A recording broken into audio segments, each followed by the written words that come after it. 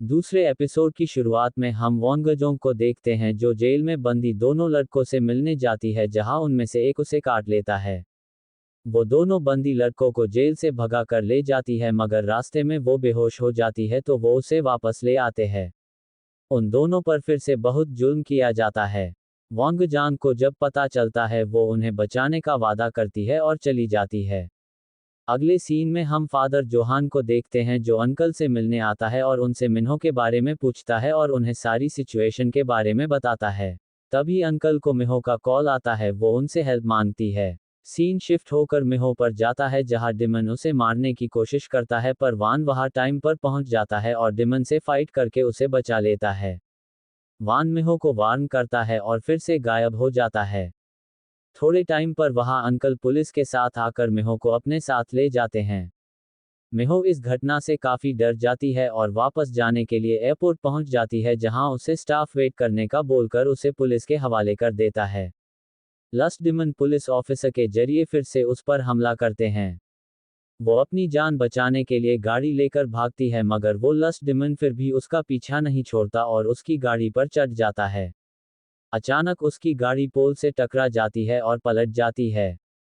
वो अपनी जान बचाने के लिए छुप जाती है और गलती से पकड़ी जाती है मगर एक बार फिर से हमारा हीरो वान आकर अपनी सुपर पावर से उसे बचा लेता है और यही हमें एक जबरदस्त फाइट देखने को मिलती है। अब तक मिन्हो इससे काफी परेशान हो जाती है और वान से उसके बारे में पूछती है कि वो कौन है, डिमंस आखिर उसके पीछे क्यों पड़े हैं। वान उसे कहता है ये तुम्हारी किस्मत है, तुम इससे बच नहीं सकती, तुम्हें इससे लड़ना होगा।